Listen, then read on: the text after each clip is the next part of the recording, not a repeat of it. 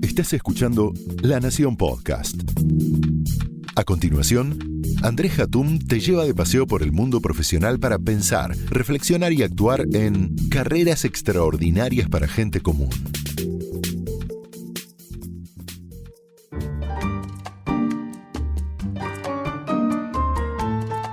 Hola, soy Andrés Hatum.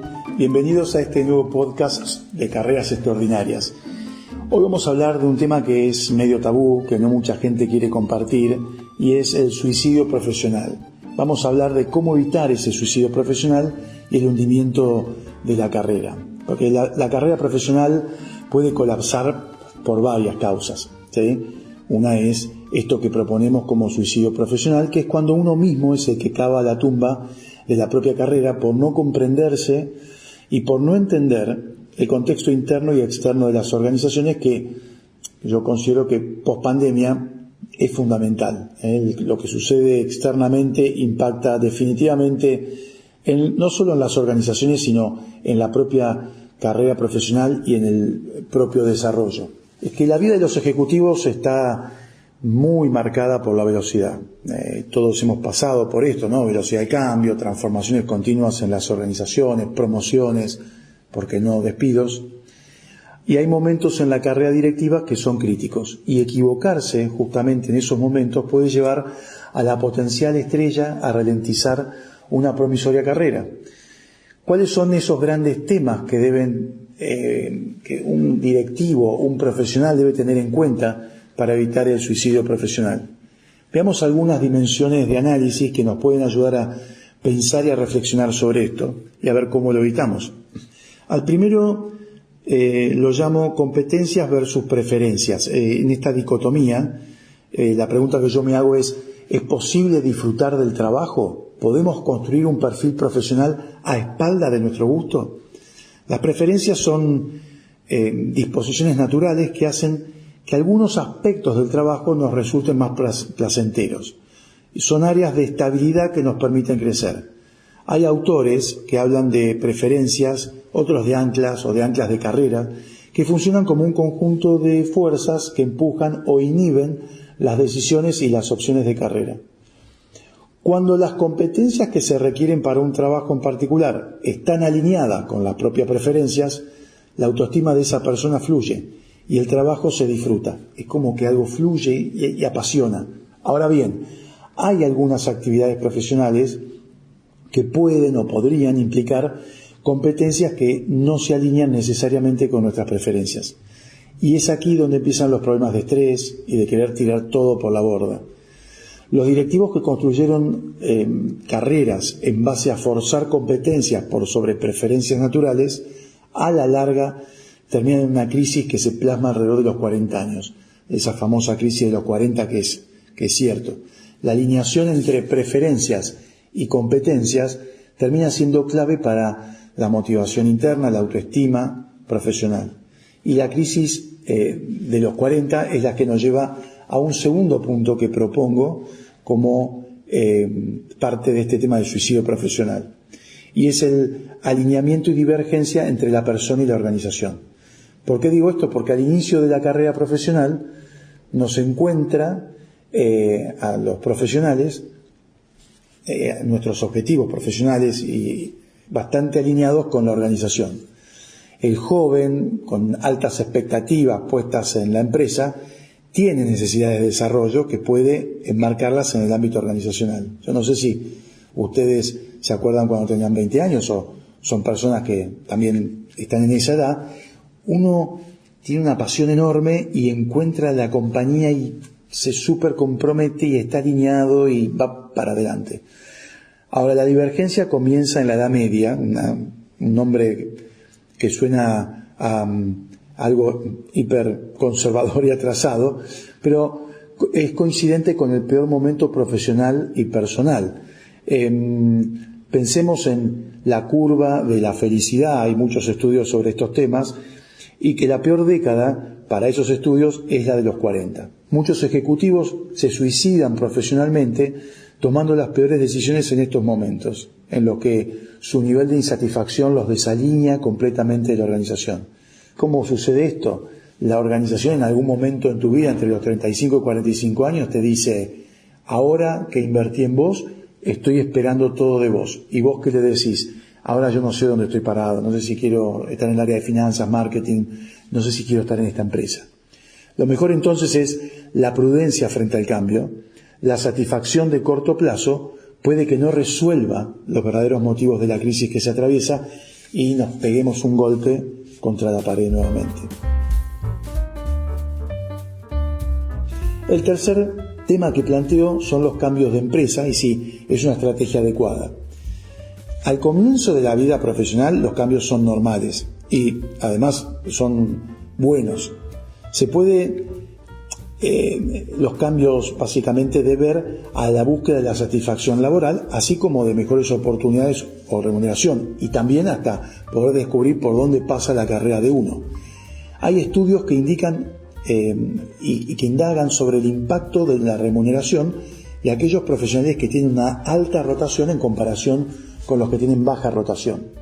La conclusión a la que se llega es a que quienes han cambiado de trabajo, ¿no?, con mucha más frecuencia, al comienzo de su carrera profesional ganan más dinero. Sin embargo, esta ecuación se da vuelta a partir de los 35 años, ya que los profesionales que son más estables, que no cambian sus empleos con tanta frecuencia, suelen ganar mejor que los que han elegido una rotación mayor de puestos u organizaciones. Llega un momento en que el profesional necesita estabilizarse, asentarse y comenzar a sembrar las bases con mira a ocupar, puestos directivos, puestos de relevancia, si es que ese es su objetivo, ¿no? Lamentablemente las peores decisiones de carrera se toman entre, como dije, 35 y 45 años, que es cuando más deberíamos potenciar la carrera profesional. Al estudiar la movilidad de los ejecutivos a través de empresas e industrias, los autores Forbes y Percy llegaron a una conclusión de que muy pocos CEOs son elegidos fuera de la empresa o de su industria. Solamente el 29% de las promociones a posiciones de top management provenían de fuera de las organizaciones consideradas en la muestra. Y los primeros 10 o 12 años de vida profesional son importantes para generar los cambios que se desean y para encontrar esa vocación profesional, corporativa o lo que ustedes quieran. Si están queriendo tirar todo por la borda, entonces que sea antes de los 35 años, ¿no? Porque si no, mi recomendación es tomar un té de tilo y esperar que eso pase. Un cuarto punto son los cambios de industria y nuevamente pensar si estos son posibles.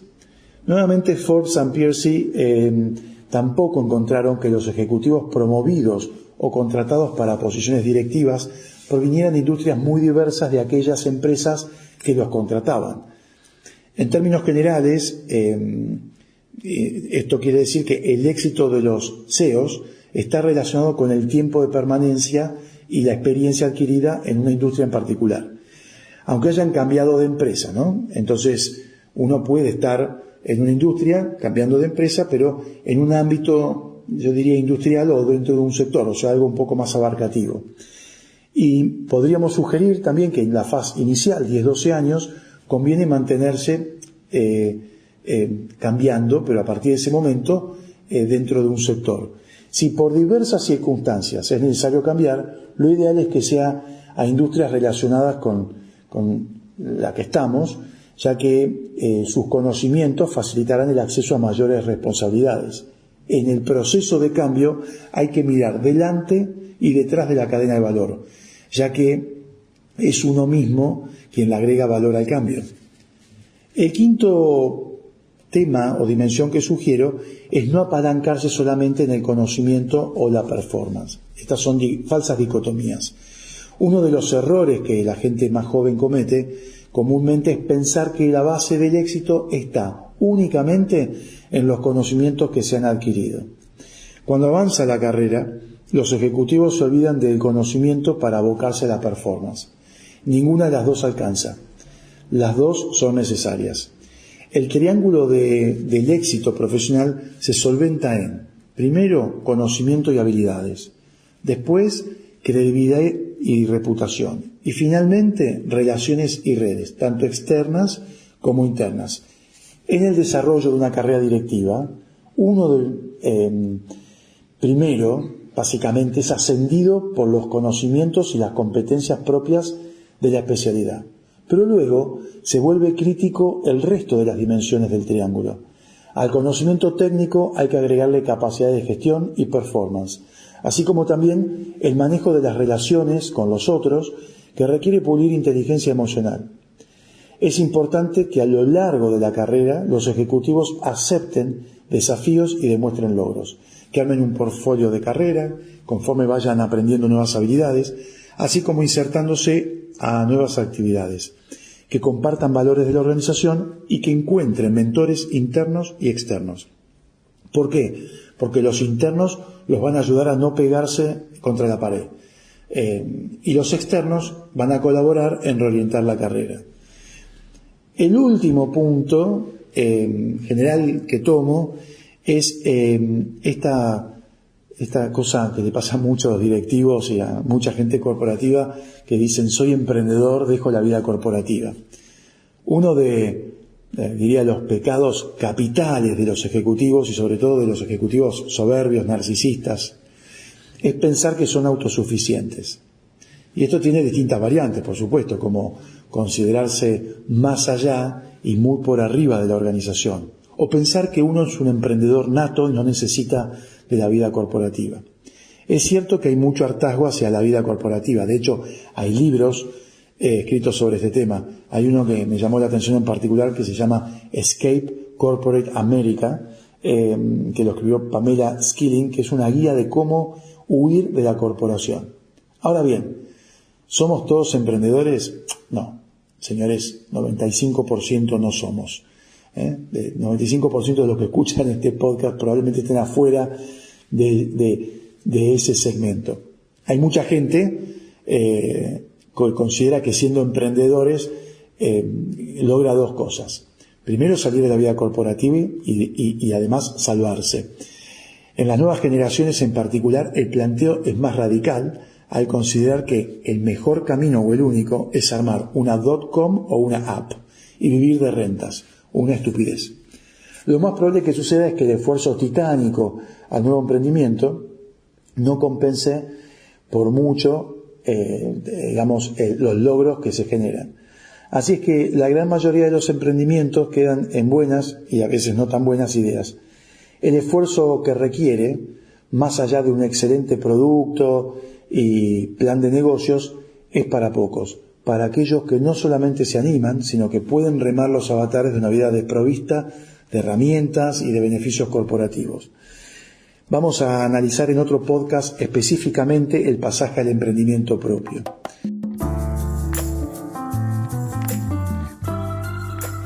Hay muchas formas de suicidio profesional y también hay muchas formas de evitarlo. Cada paso en la carrera profesional se ve reflejado definitivamente en el currículum. Y dos cosas son importantes en este sentido. La primera, mantener la identidad profesional. Esta identidad se va conformando por distintos pasos de carrera que vamos dando, por los cambios de empresa, función, industria, y por las preferencias que tenemos y competencias que vamos desarrollando. No hay que permitir que ninguna organización desconfigure esta identidad, porque el resultado no deseado será cambiar de trabajo, o no encontrarlo más si es que nos equivocamos en el diagnóstico, ¿no? La segunda es ir tomando riesgos acotados a lo largo de la carrera, pero riesgos al fin, hay que tomarlos. Entender en qué tipo de industria se está trabajando, si es una industria madura o si es una industria dinámica, las carteras de producto, poder proyectar y anticipar el futuro para poder dar los pasos adecuados sin necesidad de suicidarnos profesionalmente. Los invito a escuchar a Ana Renedo. Ana Renedo es Headhunter y nos habla de justamente el suicidio profesional. Escuchémosla y sigamos analizando este tema. Siempre que entrevisto a un profesional con un pasado exitoso y un futuro que podría haber sido brillante, me cuesta entender cómo puede alguien arruinar tan fácilmente lo que podría haber sido una carrera increíble. ¿Es a propósito? No. Yo creo que hay varios motivos, pero creo que hay uno que es clave, y es la incapacidad de aprender de los propios errores para poder construir algo positivo futuro a partir de una situación no exitosa del pasado. ¿Y qué quiero decir con esto? Alguien nos cuenta de sus cambios de trabajo. Bueno, me fui, o me fueron, porque mi jefe era insoportable. ¿Algún otro colega tuvo problemas con ese jefe? No, ninguno. Y en el siguiente trabajo, bueno, mi jefe era un genio, pero mis pares eran imposibles. Y me fui, porque así no se puede trabajar. ¿Y en el otro qué te pasó? Bueno, había uno en la región que era imposible. La realidad es que sus empleos duran cada vez menos y van en una espiral descendente. Y lograr esa cuarta oportunidad ya es difícil. Lo que le ofrecen obviamente no es tan bueno y la carrera VP terminó en una gerencia media y la estrella se apagó para siempre. Quizás si en la primera oportunidad o en la segunda se hubiese hecho la pregunta que yo le hice, hubiese tenido la oportunidad de corregir el rumbo. Otro ejemplo, el candidato que siente que merece algo especial, un aumento, una promoción, un privilegio particular y que siempre está demandando eso, pero la compañía no se lo da. Entonces llega un momento que la compañía se cansa de esos reclamos y lo invita a partir, o comienzan los cambios frecuentes en busca de ese deseo nunca alcanzado. Y un día todo terminó y, como en el caso anterior, la estrella se apagó. Con lo cual, yo diría que antes de cometer un suicidio profesional, tengamos todos la capacidad y la inteligencia para mirarnos a nosotros mismos, ajustar la brújula y no repetir los mismos errores una y otra vez. En esta era de cambios vertiginosos, es cada vez más importante poner en juego la inteligencia emocional que nos permita tener la agilidad para ajustarnos rápidamente a la realidad que nos rodea. Bueno, Ana Renedo nos hace poner en contexto, es un baño de realismo más que interesante. Ahora, para ir cerrando esta temática, es interesante poder entender que para que a uno lo asciendan es mejor que alguien se entere, pero sin suicidarnos en el camino. Miren, hace 2 años atrás participé de una actividad con una empresa donde el CEO, directores, gerentes se juntaban por 2 días, ¿no? Estos outings que hacen muchas compañías y en el que suelo participar, en donde realizaron una serie de actividades entre esos miembros del grupo directivo. Uno de los gerentes, Pablo, se acercó al CEO y le dijo directamente: entiendo que conoces mi trabajo, por lo cual me gustaría saber tu feedback para poder prepararme para mi próximo paso de carrera y ser director en el futuro. ¿Actitud suicida o arrogante? El CEO de la compañía me comentó en ese momento con una sonrisa sobre la actitud desafiante del gerente, de Pablo. Y me dijo en ese momento: me gusta que la gente tenga objetivos, aunque para Pablo es muy pronto aún. Bueno, yo pensé que estaba cerrado el tema y que Pablo se arriesgó, pero no pasaba nada. A los 6 meses Pablo fue promovido a director en la empresa. ¿Qué hizo Pablo? Algo que muchos no se animan. Se arriesgó a preguntar qué más le hacía falta para poder alcanzar su objetivo de carrera. Y lo hizo directamente en el centro neurálgico de la decisión de las promociones críticas en la compañía, la dirección. Es más, el CEO. Fue un atrevimiento eficaz el remarcar que estaba interesado en seguir creciendo en la empresa y contribuir con la organización. Pablo demostró, primero, objetivos laborales, ¿no? Que eso es clave y fundamental. Pero cuidado, no todo el mundo quiere ser promovido. Algunos simplemente quieren vivir tranquilos sin avanzar mucho más en la carrera de lo que ya han hecho. Yo recuerdo un exalumno mío que recibió una oferta para irse a México con una posición de vicepresidente en banca de inversión. Yo creo que esto era una oportunidad dorada para muchos ejecutivos y de hecho no sabía por qué mi exalumno me llamaba para contarme esto, sino simplemente para compartir una alegría. Pero rechazó la propuesta y me dice, en ese momento me dijo: no quiero tener la presión y el estrés de la posición que me ofrecen.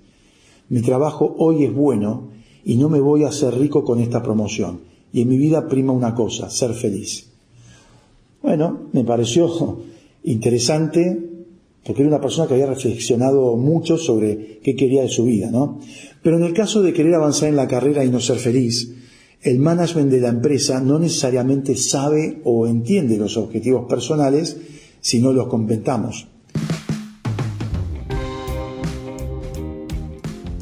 Uno de los objetivos de los directivos principales de las organizaciones es trabajar sobre la planificación de la sucesión, por lo que es clave que ellos sepan no solamente quién tiene la capacidad y la experiencia para poder ser promovido, sino también las ganas de hacerlo, porque no van a invertir dinero en solamente quien tiene la capacidad, sino quien tiene ganas y energía y demuestra esa energía.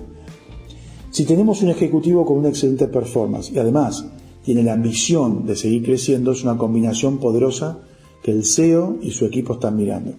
No hay peor mal que no saber a dónde uno quiere ir, ¿no? Dice el dicho popular. En el mundo corporativo, el no saber a dónde ir tiene un único destino cierto, el de la puerta de salida. La maravilla de compartir las ambiciones personales es que lo enfrenta a uno con la cruel realidad de verse reflejado en su propio espejo, en el espejo de su potencial.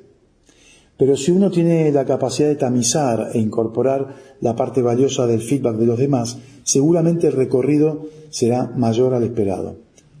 Alguien me dijo alguna vez, apuntando a la luna, incluso ante el error, se termina entre las estrellas. Me pareció una linda metáfora para entender esto. Si uno tiene la ambición, ¿qué es lo que hace que no nos animemos a firmar nuestros objetivos? Hay una idea generalizada de que si uno es muy abierto en demostrar los objetivos profesionales, de la forma en que Pablo lo hizo, se lo puede tildar de extremadamente ambicioso o agresivo. Es verdad que uno toma un riesgo en este caso, es cierto, pero si la performance del profesional ha sido muy buena a lo largo del tiempo, la pregunta y la confirmación de nuestros objetivos simplemente le aclara a la organización y sus directivos que queremos seguir creciendo con foco en la empresa. Por supuesto, no recomendamos el sincericidio profesional, como decirle al jefe, quiero tu silla. Eso sería estúpido. Más importante aún es entender que la meta no debería ser nunca una posición, un salario o un título. Esas deberían ser consecuencias de la acción que tomemos. El real motor de la carrera de largo plazo es el genuino interés por hacer las cosas mejor, la pasión que uno tiene, el gusto por las cosas, el transformar aquello que la organización hace mal o mejorar lo que ya se hace bien. Y el estar convencido de que uno puede, junto con un equipo, aportar valor genuino. Eso lo van a estar mirando. Una organización requiere personas que quieran liderar. Crecer en funciones de liderazgo no es un regalo, nadie le va a regalar nada. Es fruto de experiencia y capacidades. Saber comunicar claramente nuestros objetivos de carrera es demostrar esas capacidades. Y en última instancia, puede ser importante tener en claro si la empresa nos considera para funciones de mayor responsabilidad o no, para permitirnos seguir adelante o dar un paso al costado y hacer carrera en otro lugar. Entonces, ¿cómo consolidamos la carrera? Ese es un tema que probablemente se los voy a dejar a ustedes para que piensen después de este podcast. Así que gracias por acompañarme, nos seguimos viendo y nos seguimos escuchando en el siguiente podcast pronto. Muchas gracias. Esto fue Carreras Extraordinarias para Gente Común, un podcast exclusivo de La Nación. Escucha todos los programas de La Nación Podcast en www.lanacion.com.ar. Suscríbete para no perderte ningún episodio. Estamos en Spotify, Apple Podcast, Google Podcast y en tu reproductor de podcast favorito. Seguí escuchando La Nación Podcast.